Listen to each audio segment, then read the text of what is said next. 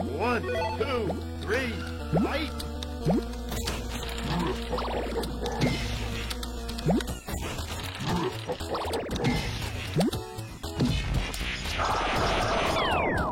You win!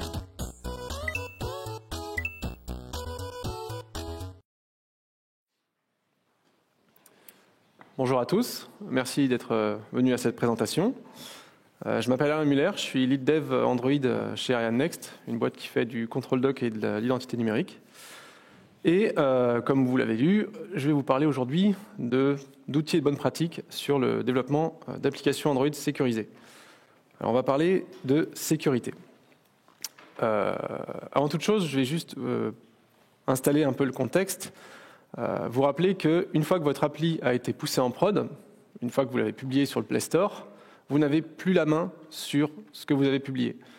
C'est-à-dire que si vous vous rendez compte qu'il y a une faille de sécurité ou que vous n'avez pas obfusqué vos secrets, vous n'avez pas bien caché, c'est entre guillemets perdu.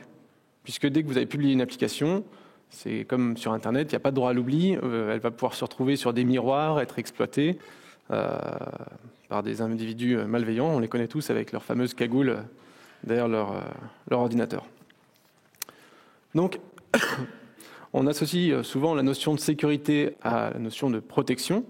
Et sur cette présentation, on va se concentrer sur trois grands domaines sur lesquels on va essayer de se concentrer sur les choses qu'on va protéger. La première chose, c'est la propriété intellectuelle. Ça se traduit tout simplement par le code source, c'est-à-dire le métier, l'algorithmique de votre application.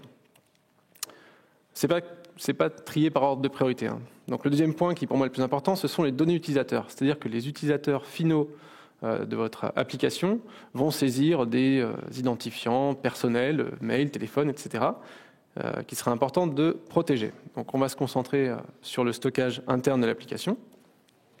Et enfin, il ne faut pas oublier que de nos jours, on est en 2019, les téléphones fonctionnent connectés, notamment au cloud, donc communiquent avec vos back-ends, qu'il faut savoir protéger. Donc on se concentrera sur la communication serveur. Alors, avant d'aller plus loin, je veux juste mettre quelque chose au clair, c'est que dans le domaine de la sécurité, rien n'est jamais 100% safe. Vous ne pourrez pas dire que votre application est par balle. C'est impossible, parce que vous allez développer une application sur un SDK, qui d'ailleurs va être exécuté sur un système d'exploitation, qui ont tous les deux des failles qui n'ont pas encore été découvertes à l'heure actuelle. Donc c'est impossible de se dire « mon application est 100% sûre, personne ne pourra la pirater ».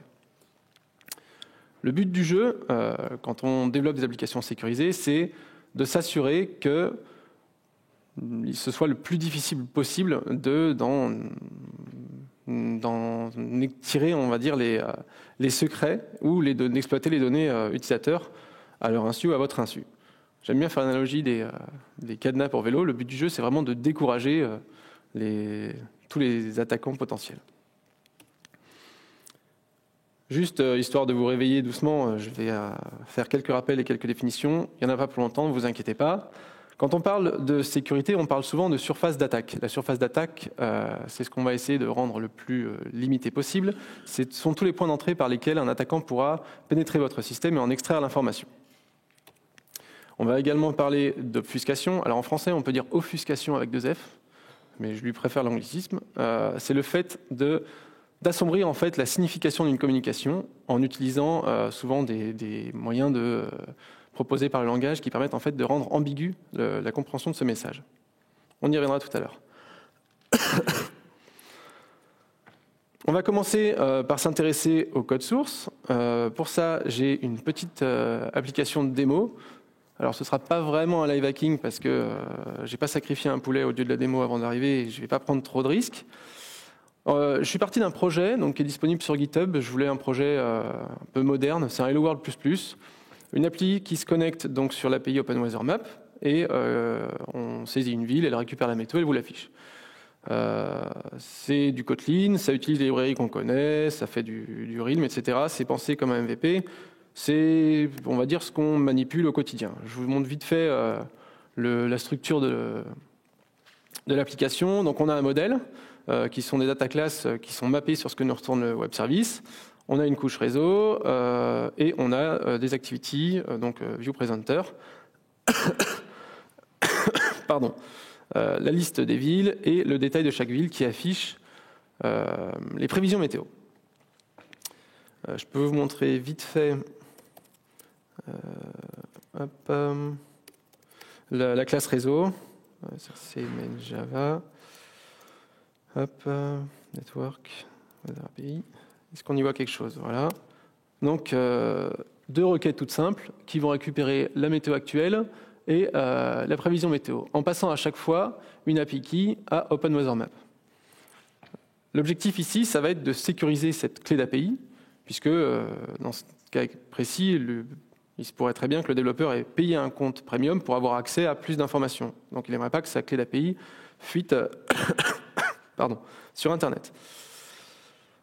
Donc, on va faire plusieurs étapes. Donc vous retrouvez cette présentation, je donne le lien à la fin, et je pousse le code source dès que j'ai fini, pour avoir les différents steps pour reproduire comment on va sécuriser un petit peu cette application. Donc dans un premier temps, on peut le voir tout de suite, si je reprends l'application, on va dans les ressources, strings.xml, on voit qu'en fait la clé d'API a été renseignée en clair dans le fichier strings.xml. Bon, évidemment, c'est la chose à ne pas faire. J'ai des petits alias qui font un gradle clean assemble release. Donc il n'y a pas de magie derrière, c'est juste pour que ce soit plus rapide à taper. Je vais en fait à chaque fois modifier l'application, refaire un build et on va désosser l'application résultante, voir si effectivement ça protège bien ou pas. Donc là on assemble l'application telle qu'elle était sur le repo Git et on va regarder s'il est possible de récupérer facilement cette valeur de clé d'API. Je me suis fait mes petits anti-sèches. Donc pour ça on peut utiliser plusieurs méthodes. Déjà il y a l'outil en ligne de commande strings. Je ne sais pas si vous la connaissez, cette commande, c'est un outil de ligne de commande qui permet d'afficher toutes les chaînes de caractères imprimables dans une ressource. Donc là, tout simplement, je l'utilise sur mon fichier APK généré en précisant un grep avec une regex qui est en gros 32 caractères alphanumériques, une chaîne base 64. On l'applique et la magie opère, on retrouve notre clé d'API. On peut aussi utiliser, ce que j'ai mis là-haut, un outil qui s'appelle AAPT, que vous connaissez certainement, qui est Android Application Package Tool, si je ne dis pas de bêtises, qui permet en fait d'assembler, désassembler tout ce qui est à côté de votre code Java. Donc là, en l'occurrence, on lui demande de nous afficher dans les valeurs des chaînes de caractères. Et on retrouve donc les traductions, etc. Et notamment cette fameuse clé d'API qui apparaît en clair dans le fichier APK. Un APK build en release, donc que vous pourrez retrouver sur le store. Donc, alors j'ai enfoncé un peu les portes ouvertes au début, c'est pour vous échauffer un peu les neurones et puis pour permettre à tout le monde de suivre. Et on va aller un peu plus loin au fur et à mesure de cette présentation. Donc évidemment, on ne stocke pas ces secrets dans les strings.xml puisque tout est embarqué en clair dans l'application. Étape suivante, on va se dire, ok, pas de problème. Hop, si je sais écrire. Step 1, ce qu'on fait tout simplement, c'est supprimer l'API key des strings et créer une constante hard-codée dans notre classe service. On va builder ça et on va retenter nos outils, voir si on peut toujours, sur le fichier APK final, retrouver ces informations.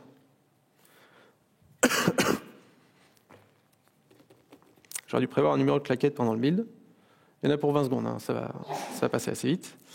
Voilà, donc il m'a régénéré un fichier.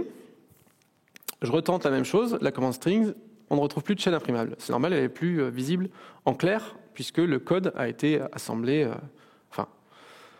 On n'a plus de fichier XML avec une chaîne imprimable. Pareil, si on utilise l'outil AAPT, on ne retrouve plus cette fameuse chaîne de caractères, puisqu'elle ne fait plus partie des ressources. Donc on peut considérer que c'est gagné, mais pas forcément puisqu'il est possible de décompiler ce fichier APK. Pour ce faire, on utilise un petit outil qui s'appelle APK Tool dont je vous filerai le lien les liens sont retrouvables sur la présentation pour ceux qui ne connaissent pas, qui permet de packager et dépackager des applications, des exécutables APK. Donc APK tool, et on lui passe le paramètre, le passe vers l'application. Alors si je ne dis pas de bêtises, sécu, app, build, output, APK, release et mon appli. Voilà. Donc ce qu'il va faire, c'est, en fait, un fichier APK, c'est juste un fichier jar, une archive. Il va juste se contenter de d'extraire son contenu.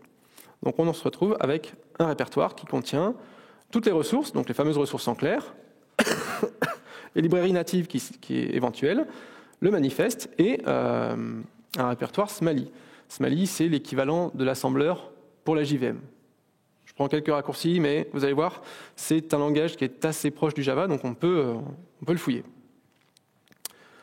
Si on retrouve la commande que j'avais lancée avec strings, où je faisais une petite regex pour trouver cette fameuse chaîne alphanumérique de 32 caractères, je peux faire la même chose ici sur le contenu de mon APK.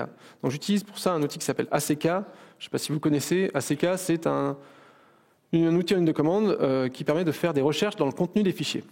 Donc je lui dis ACK, cherche-moi tout ce que tu trouves qui contient des chaînes de caractères alphanumériques dans le répertoire Smally, l'espèce de bytecode décompilé.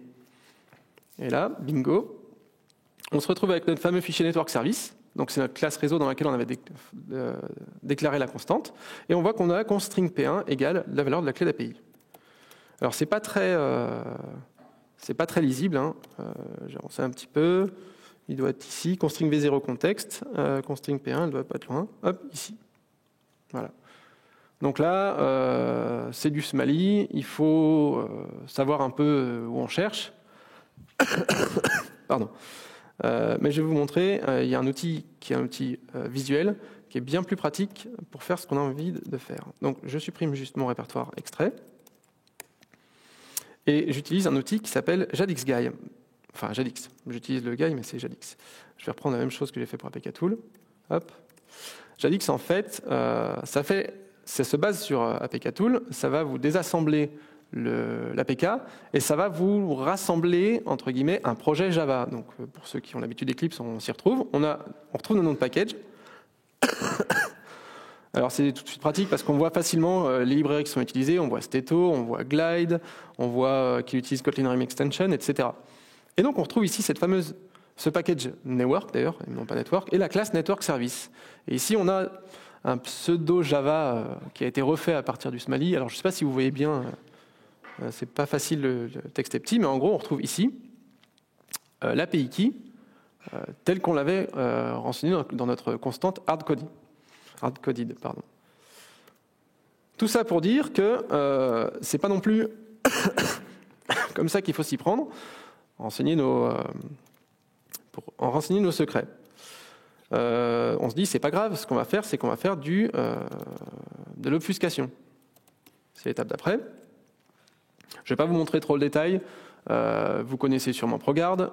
C'est l'outil qui est fourni avec le SDK pour obfusquer le code, mais c'est surtout minifier le code pour augmenter, optimiser l'exécution de l'application. Donc là, j'ai rajouté ProGuard sur le projet. J'ai fait quelques modifications par rapport aux librairies, etc. parce qu'il faut whitelister certaines choses. Donc on ne va pas rentrer dans le détail tout simplement. Ce qui a été fait, c'est juste le minify enable à true pour activer ProGuard avec quelques règles. On va assembler l'APK et on va réutiliser Jadix pour vérifier si on retrouve ou non cette fameuse string. Hop, voilà. Je relance JadixGuy sur le projet que je viens de générer. Donc on va voir une différence. Alors je pense pas que je puisse changer malheureusement la taille de la police puisque c'est une interface Java. Mais déjà, ce qu'on voit, c'est que le nom des packages est différent. Donc, mis à part le package, alors le package modèle, il est mappé sur la réponse du web service, donc on est obligé d'échapper en fait l'obfuscation de ce code-là. Mais par contre, notre package network, il s'appelle P058A. Et la classe network service, c'est 1067A. Alors en fait, c'est des noms génériques qui sont fournis par l'outil Jadix, parce que, comme vous le savez, les classes, les attributs, les méthodes, etc., c'est souvent une lettre ou deux ou trois en fonction du nombre de classes que vous avez. Peu importe, on retrouve quand même ici notre fameuse clé d'API. Donc l'obfuscation de code, c'est très bien, mais ça n'obfusquera pas une constante que vous avez hardcodée. On va arrêter là pour tout ce qui est enfoncement de porte ouverte. Je suppose que tout ça, vous le savez déjà. Troisième étape, si on veut sécuriser cette clé d'API, c'est de passer par du code natif. C'est-à-dire, au lieu d'avoir ça dans un Kotlin ou un Java qui sera du bytecode qu'il est possible de décompiler, on va intégrer le NDK et utiliser des librairies C pour avoir en fait embarqué dans notre application un binaire, une librairie donc, de shared object, un fichier .so, qui nous fournira en fait l'information de cette chaîne. Alors j'ai donné quelques étapes, mais je ne vais pas vraiment m'attarder dessus parce que j'ai beaucoup de choses à dire et j'ai pas beaucoup de temps. Il y a beaucoup de tutos sur comment on utilise le NDK, vous l'avez déjà certainement utilisé vous-même. Pour faire simple, ce que j'ai fait, j'ai créé un fichier CPP, je l'ai appelé native.lib parce que c'est le nom qu'on donne par défaut quand on fait une lib native. J'utilise du JNI, Java Naming Interface. En gros, je nomme ma fonction en snake case par rapport en fait au package et à la classe et la fonction qui va l'appeler. Donc c'est pour ça qu'on retrouve le com, design humanist, network service et invoke native function. Et ce que fait cette fonction, c'est très bête, c'est retourner la string qui est la clé d'API. Dans mon service network service, tout ce que je fais un système load library pour dire charge-moi la librairie native lib et je précise invoke native function en external function qui va être mappée sur cette fonction qui est issue d'une librairie native.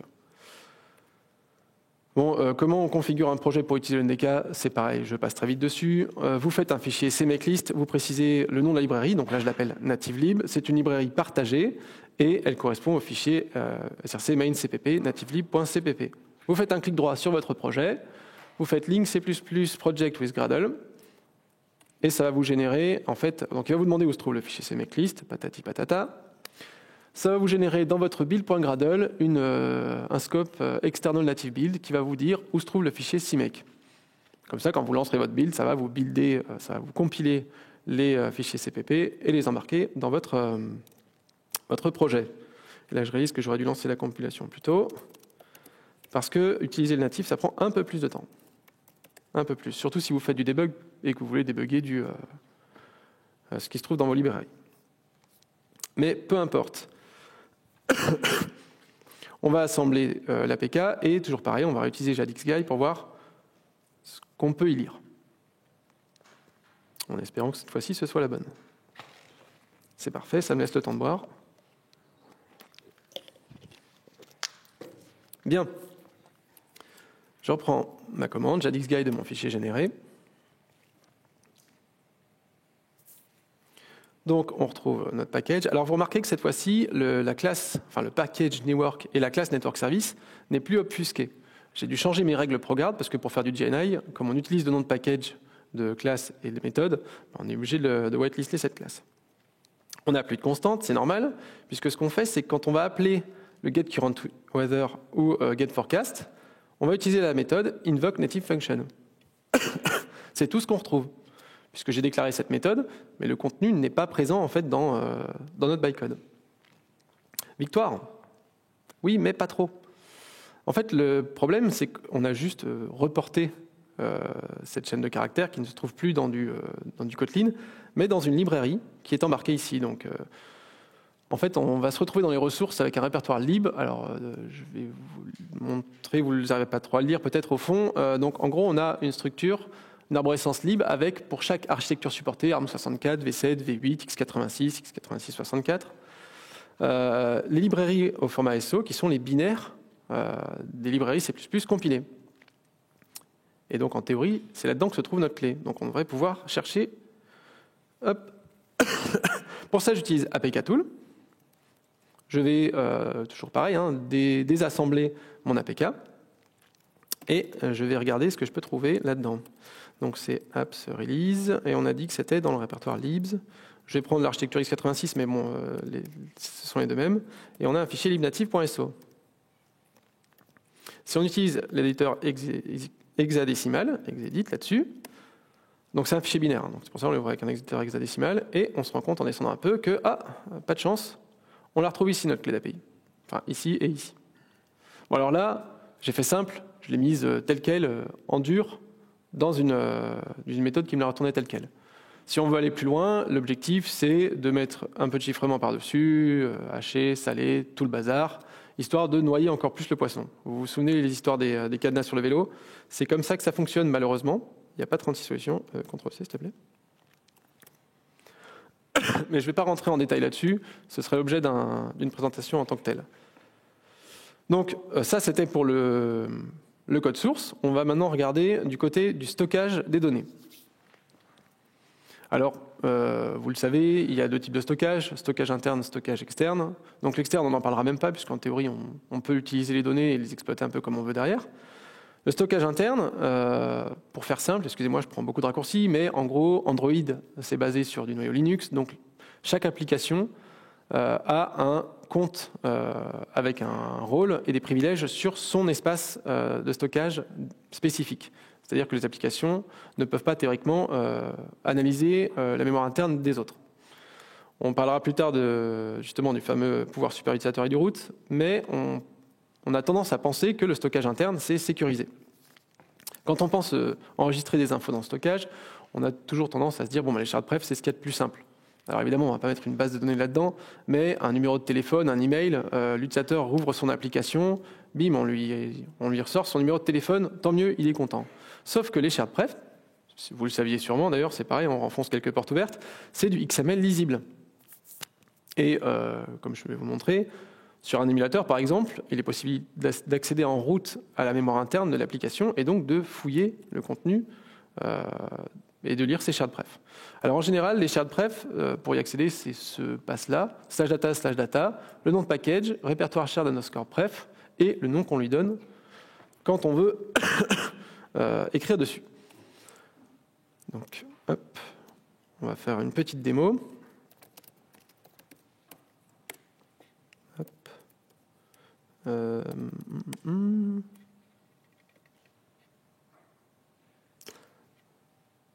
Donc, ce que je vais faire, donc là, ce que je fais, j'installe l'application sur un émulateur pour vous montrer. En gros, j'ai rajouté un bête bouton login, je clique dessus, je tape un login, un mot de passe et il l'enregistre dans les shardpref.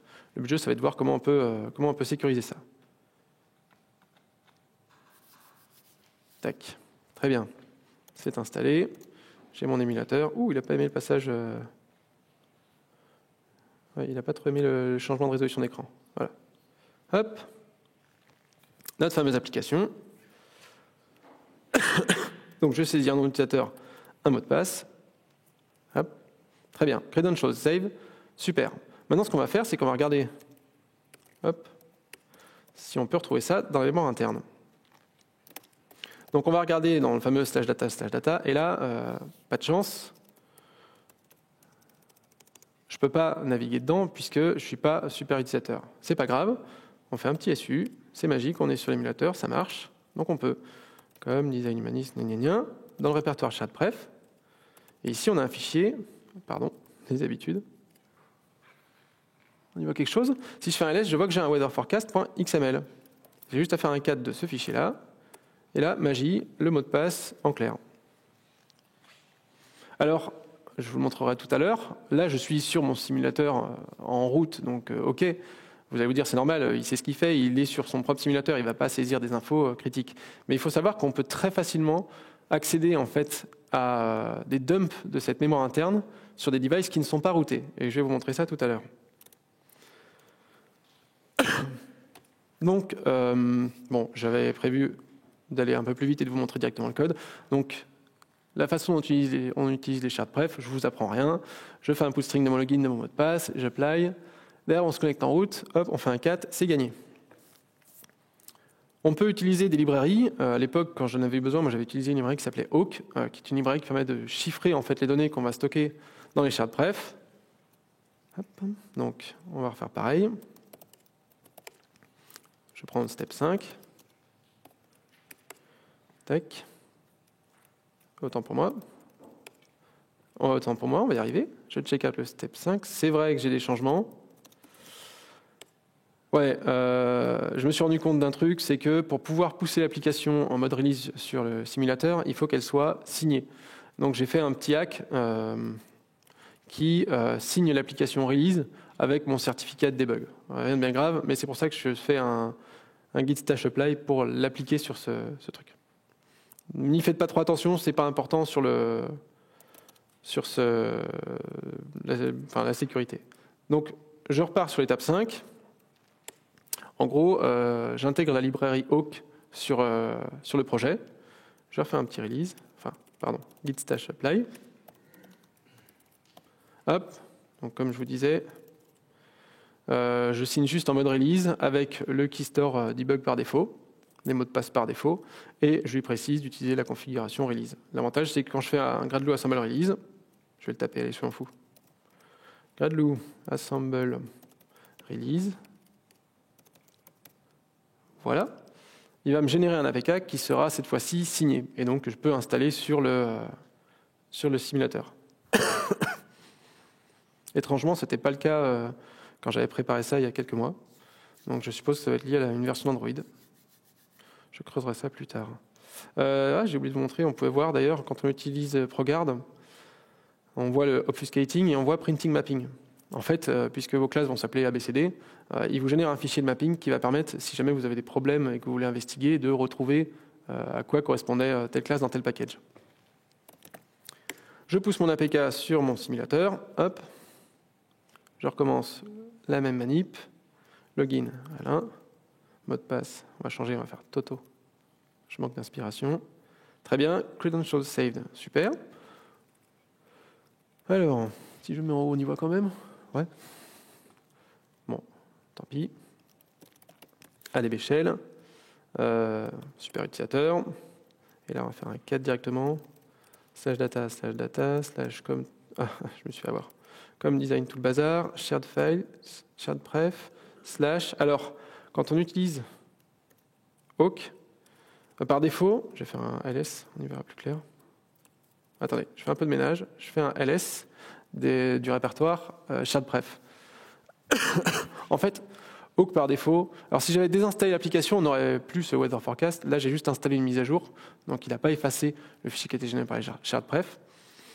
Quand on utilise Awk, il crée par défaut le fichier de shared pref qui s'appelle Awk et qui n'est pas un nom spécifique. Et si je fais un cat là-dessus, je me retrouve avec, ok, en passe, j'ai quelque chose qui est un string et une chaîne visiblement chiffrée. Victoire, j'ai envie de dire. Et encore une fois, oui, mais pas vraiment. Donc là, je vous montrais juste comment on utilisait Awk. C'est très simple, on l'initialise avec un contexte, on fait build, et derrière, on n'a plus qu'à faire put, clé-valeur. C'est gagné. Comme je vous le disais, en fait, donc Awk, c'est une librairie qui est basée sur Conceal, la libre cryptographique de Facebook. Et Conceal, dans sa version open source, elle est basée sur quelque chose qui s'appelle des shared pref backed keychain. Donc texto, ça veut dire une clé de chiffrement sauvegardée dans les shared pref. Et pour les plus rapides d'entre vous, vous avez vu qu'effectivement, on a un fichier qui s'appelle cryptokey256.xml qui se trouve dans le même répertoire que les shared pref. Et si on fait un cat là-dessus, eh ben, on a une cipher key qui est là. Donc, faut se méfier, il faut lire un peu les docs quand on intègre des libs, parce que par défaut, en fait, vous dites, ok, c'est bon, c'est chiffré, je balance, et oui, mais non, parce que là, on a la clé de chiffrement, on sait que c'est de l'algorithme AES 256, il y a juste à appliquer ça et ça avec la commande OpenSSL qui va bien.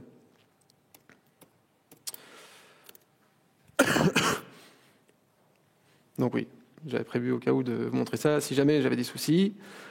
Heureusement, jusque-là, tout va bien. Donc, je voulais aussi vous montrer que le stockage interne, c'est exploitable. Donc là, je vous montre ça sur un simulateur sur mon poste. Donc évidemment, je peux y accéder en route. Mais, alors la carte SD, le stockage externe, n'en parle même pas. Je vais vous faire une petite démo.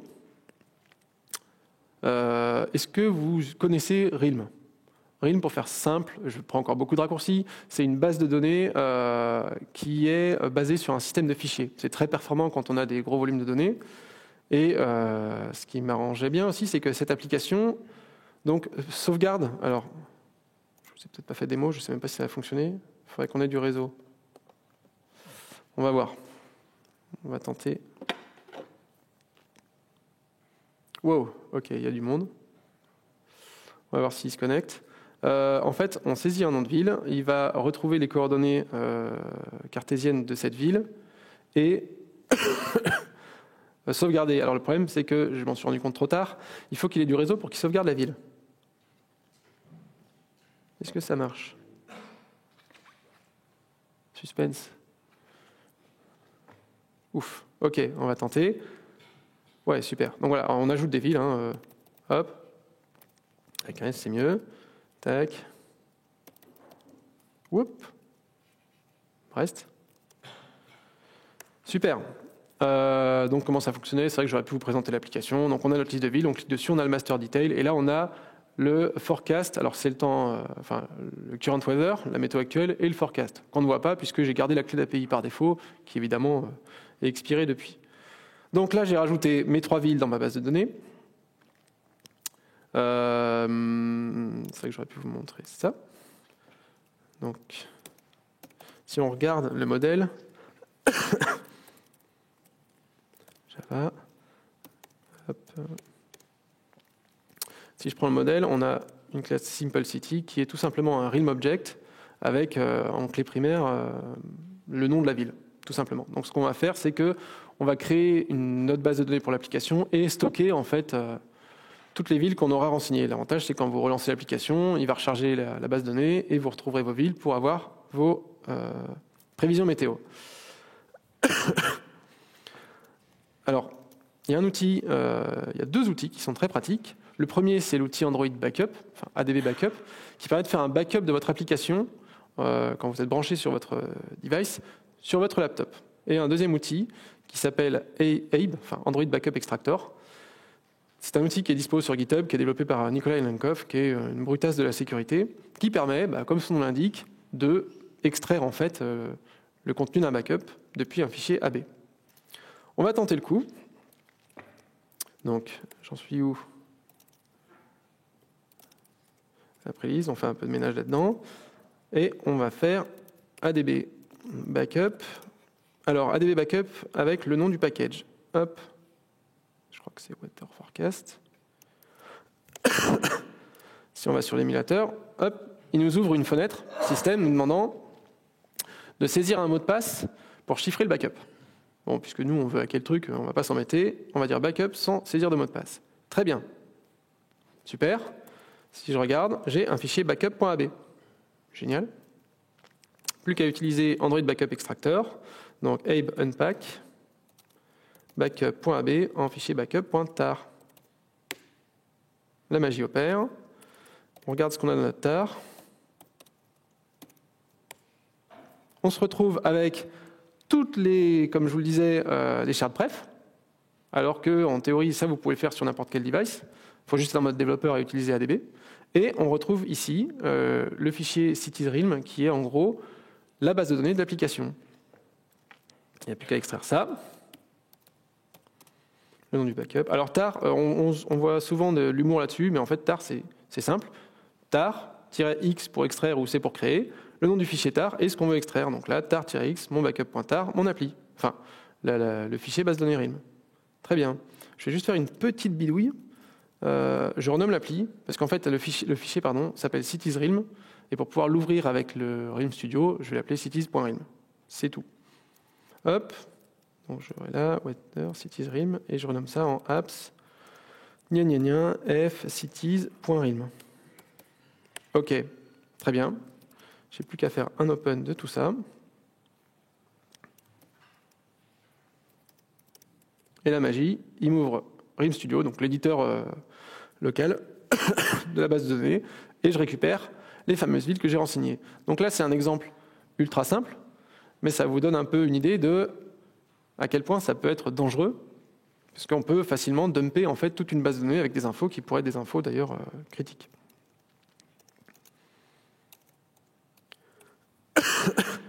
Donc, j'ai un step, donc le step 8, qui rajoute en fait du chiffrement sur Realm. On lui donne une clé de chiffrement et il va chiffrer le fichier de base de données. Ça permet déjà de sécuriser un peu plus votre fichier. On pourra le récupérer, mais il faudra déjà un peu plus galérer pour l'ouvrir. Mais je pense qu'on va être un peu court niveau timing. Donc, on va passer la démo. On va maintenant regarder le troisième point que j'évoquais, qui était la sécurisation en fait, de la communication serveur pour protéger vos backends. Donc pour ça, on va parler de certificate pinning et d'attaque man in the middle.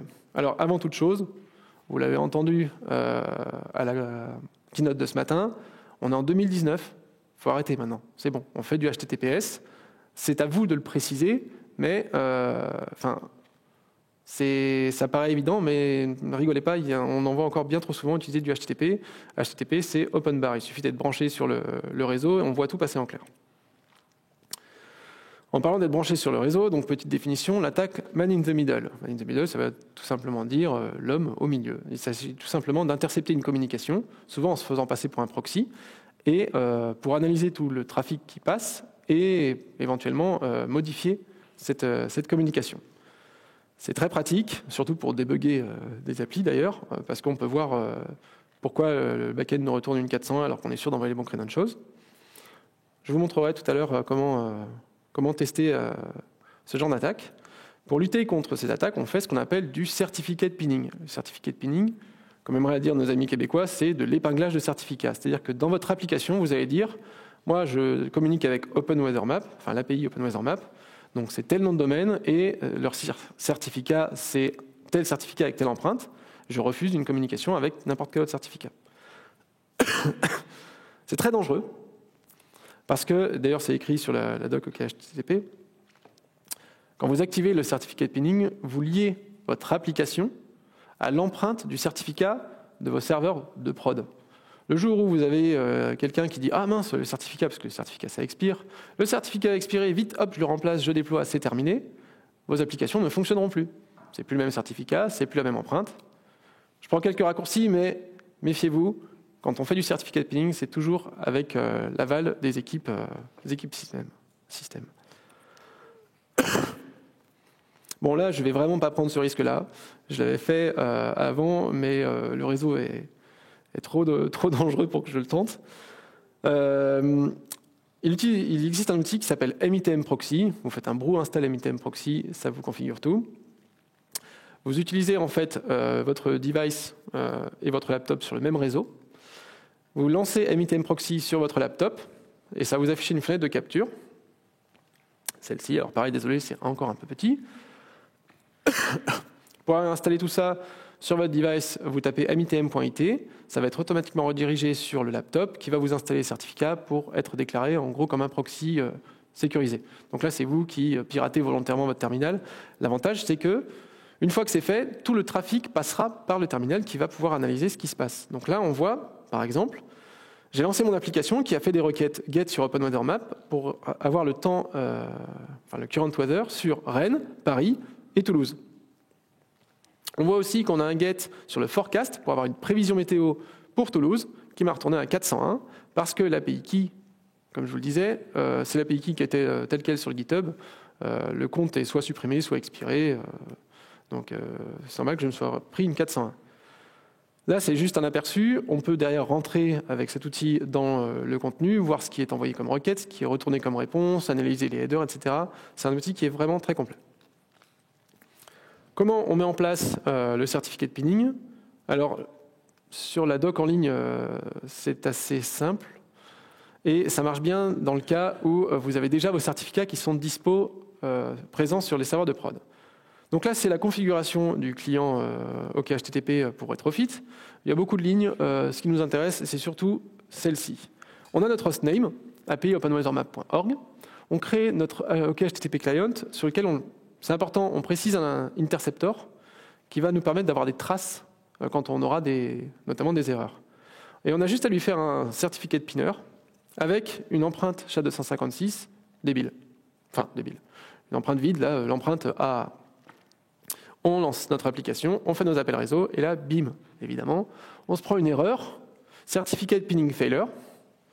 Il nous retourne l'empreinte du certificat qui est actuellement sur la prod. On voit la CN qui est bien notre hostname, et on voit ce qu'on a... attends, je vais faire un peu de ménage.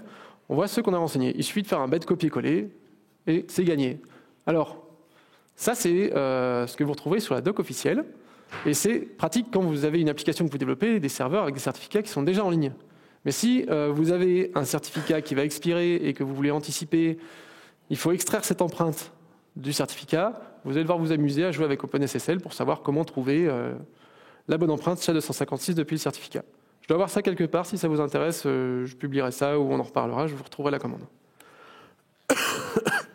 Bon, je ne vais pas vous faire la démonstration, mais évidemment, une fois qu'on active le proxy, le certificat est celui du proxy qui a été accepté par le device, mais l'application elle va voir l'empreinte et voir que ce n'est pas celle d'OpenWeatherMap, et donc vous faire l'erreur qu'on a retrouvée tout à l'heure.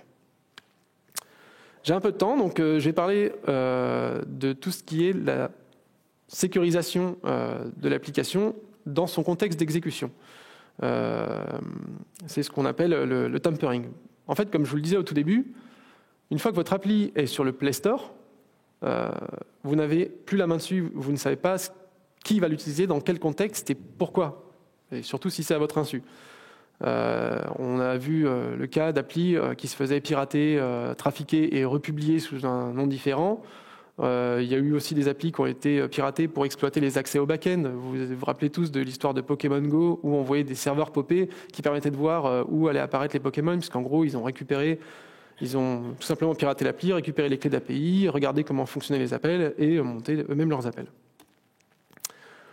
Pour éviter à votre application de se faire pirater, ou en tout cas d'être exécutée sur des contextes hostiles, je vais dire ça comme ça, on va faire ce qu'on appelle la détection de tampering. Tampering, en gros, c'est le fait d'altérer votre application. Il y a plusieurs solutions qui sont possibles. C'est souvent à vous de le faire, il n'y a pas de solution miracle. Bon, il y a quelques livres qui vous proposent des choses toutes faites, mais vaut mieux savoir ce qu'on fait, donc vaut mieux le faire soi-même. On peut par exemple tout simplement vérifier le package name qui nous est retourné par le système. On fait un contexte getPackageName, qui est le nom de l'application telle qu'elle est installée. Vous l'avez hard-codé dans votre appli parce que vous savez que quand vous l'allez publier sur le Play Store, ce sera comme bidule machin. Et vous faites tout simplement une comparaison de chaînes de caractères. Si c'est différent, c'est que votre appli a été bidouillée. On peut aussi passer par l'installeur, vérifier si l'appli a été installée depuis le Play Store ou un autre service officiel, ou si c'est un APK qui a été pushé ou installé de façon parallèle, on va dire ça. Donc, par exemple, si l'appli a été installée depuis le Play Store, toujours pareil, contexte, package manager, on récupère l'installeur par rapport à ce package name, donc c'est l'identifiant de l'installeur de cette application. Et donc s'il est nul, c'est que c'est un APK qu'on a poussé sur le device. S'il est différent de, par exemple, Google et Amazon, ça va vous... En fait, ça pourra juste vous informer du fait que, OK, on n'est pas dans un cas nominal. Alors, méfiez-vous parce que ça, c'est du bout de code qui doit être applicable dans certains contextes. Par exemple, là, comme vous voyez, j'ai mis des constantes comme Android Vending. On n'est pas à l'abri que du jour au lendemain, ça change. Donc, c'est à utiliser de façon intelligente. C'est-à-dire qu'il faut coupler ça avec d'autres contrôles. Il se peut, par exemple, que le package name soit modifié dans certains cas, parce que, je ne sais pas, c'était une version spécifique d'une application que vous avez fait pour un client, hein, vous avez changé le nom de package, etc. Donc, il faut toujours tenir compte du contexte. Par exemple, pour sécuriser un peu ça, vous pouvez détecter cette méthode isAct seulement si vous vous rendez compte que l'appli tourne en mode debug. Vous pouvez aussi d'ailleurs l'empêcher de tourner en mode debug. Vous pouvez vérifier si elle tourne sur un émulateur. Donc ça, c'est un bout de code un peu brutal qui va récupérer en fait les propriétés système et regarder si ça tourne sur quelque chose qui s'appelle Emulator. Pour l'instant, je ne connais pas de device réel qui ait ce genre de signature. Ou, pareil, si le manufactureur, c'est Genymotion. Comme on parlait Léna dans son talk, c'est aussi un émulateur. On peut facilement savoir si on a un débugger connecté. Donc ça peut toujours être pratique de bloquer l'application en mode debug. Ou aussi vérifier si le device est en mode développeur. Donc on va regarder dans les settings, vérifier si on trouve les options Development Settings Enabled. Si l'utilisateur a cliqué sur le numéro de version et qu'il a activé le mode développeur. Alors, méfiez-vous de ça, parce que on est nombreux à être développeurs sur nos devices. Et c'est un peu dommage d'empêcher les développeurs d'utiliser une application. Donc ça, c'est juste pour détecter qu'on est en mode dev. Après, on peut faire des contrôles un peu plus poussés. Et aussi, une chose importante, c'est que Settings Global Development Settings Enabled, on n'y a pas accès sur les API inférieures à API 17, à Jelly Bean. Alors, détecter le root. Détecter le root, cette phrase en elle-même ne veut rien dire, puisque par définition, si on est root, on a tous les droits sur le device, et donc, théoriquement, on a le droit d'être indétectable. On peut dire ça comme ça. J'ai listé quelques librairies qui font plus ou moins le travail. Il y a Root Tools qui est assez connu. En gros, c'est une librairie qui permet de faire beaucoup de choses, dont justement la vérification de root, et qui est, comme je dis, un peu overkill, pour juste savoir si le device est routé.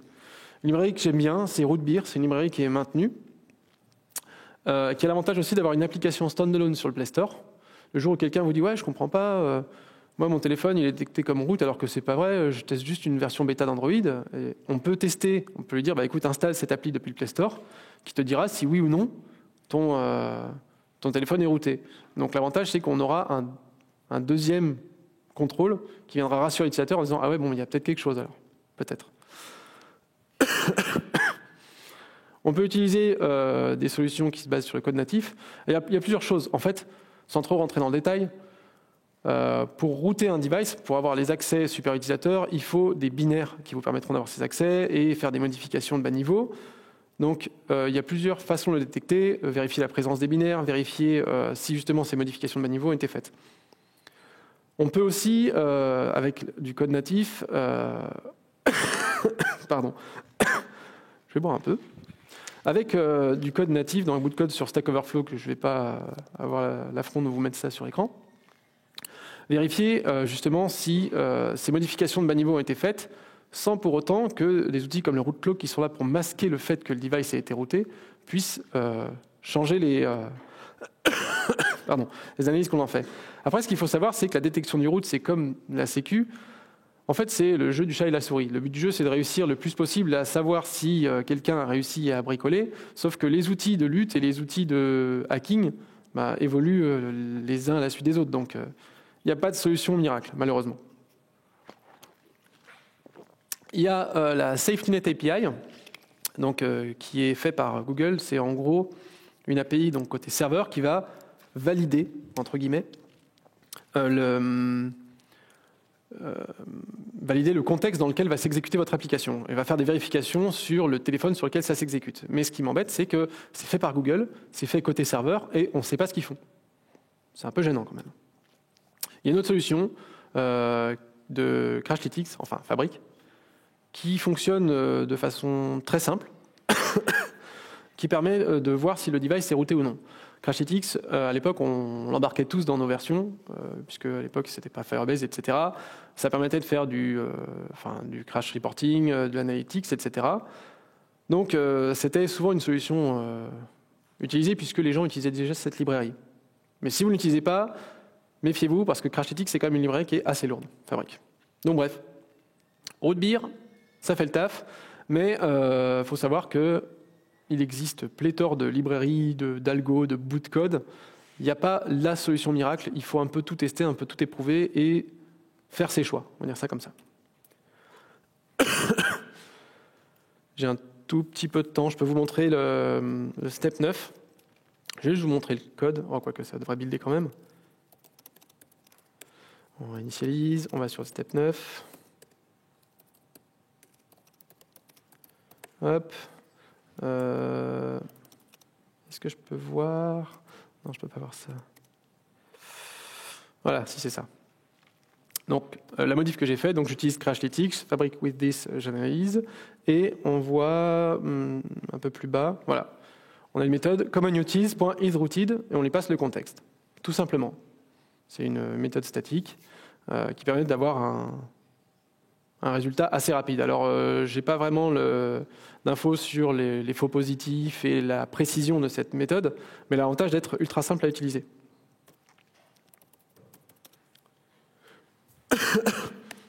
On va assembler ça. Ça ne devrait pas prendre trop de temps. Enfin, si, ça devrait prendre du temps. Il faut que je coupe le Wi-Fi.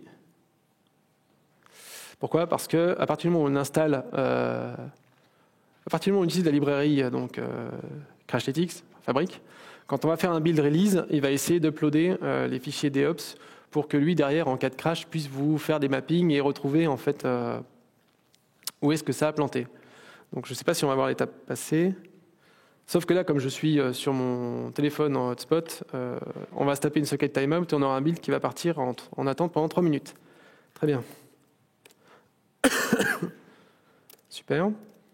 Hop, pardon. Donc, je ne vais pas revenir dessus. Vous vous rappelez, quand je lance l'application, j'ai juste un communities.isRooted qui m'affiche un toast si le device est routé. Et donc là, on est sur un émulateur. Alors, c'est pas très... Le toast est clair sur fond blanc, c'est un peu dommage. Mais on voit your device is rooted. Donc, dans le cas de l'émulateur, en tout cas, ça fonctionne. Vous pouvez retrouver les slides sur cette URL-là. Il faut juste que je clique sur Publish, si je ne dis pas de bêtises. Et je mettrai ces fameux steps du repo sur GitHub. Où on voit en fait à chaque étape toutes les différentes modifications qui ont été faites sur le projet initial qui est sur GitHub. N'hésitez surtout pas à me revoir, donc vous avez mon Twitter ou après pour échanger, discuter, tout retour. Et si vous avez des questions, il nous reste 4 minutes.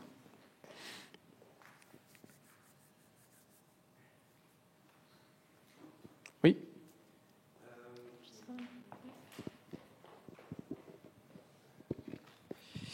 Donc déjà merci pour la conférence, c'était vraiment intéressant.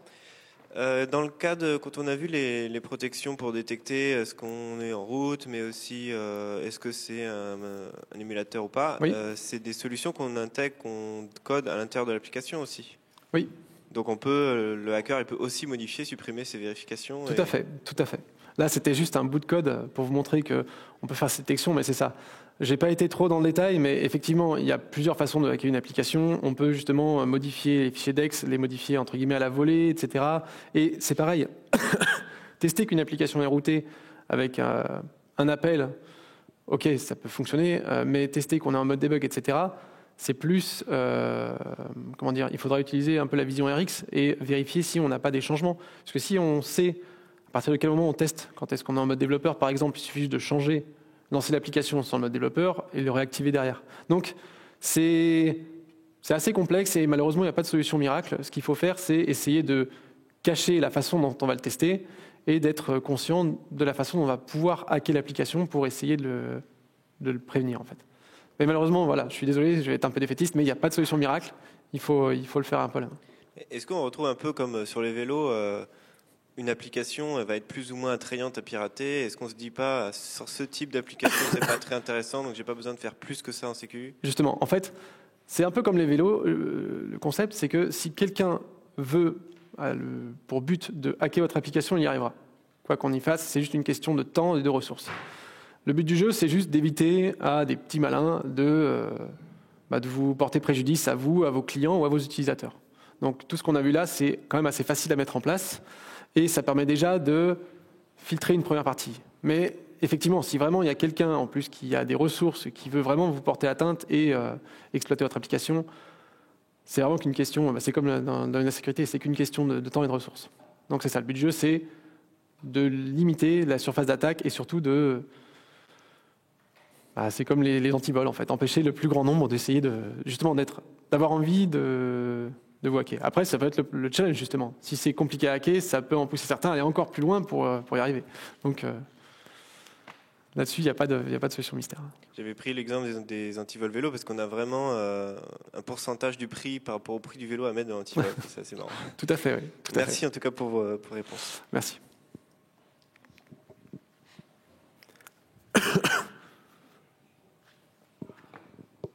Bon, je vois que vous avez tous faim. Merci en tout cas d'être venus et d'avoir resté jusqu'au bout.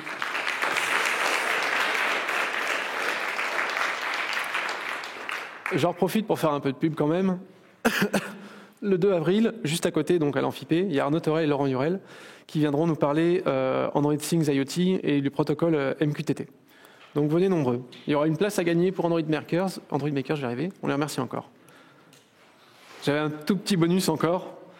Méfiez-vous aussi quand vous publiez du code sur GitHub, donc là c'était le cas avec le GitHub que j'ai récupéré, avec une toute petite commande toute simple, un gitlog-s et l'expression, -p pour après voir le contenu des diffs, on peut chercher dans les changements qui ont été apportés sur un repo. Par exemple, là, on peut voir que moi j'ai le fameux step 0 j'ai supprimé la clé d'API et j'ai fait une recherche à côté. Enfin, mon commit, c'était supprimer la clé d'API pour la hard-coder. Donc, on voit les diffs apparaître en vert et en noir. Sauf que si je fais un gitlog-s API key, cette clé d'API va m'apparaître juste comme ça en faisant une recherche. Donc, méfiez-vous. Si jamais vous avez des projets qui ont un peu d'historique, vous avez mis de la sécurité, etc., et vous faites « OK, c'est bon, allez, on est open source », vous refaites un rebase ou refaites une branche et un seul commit, ou nettoyez vos commits et testez-les avant de publier ça. Ce sera mieux pour vos backends. Merci.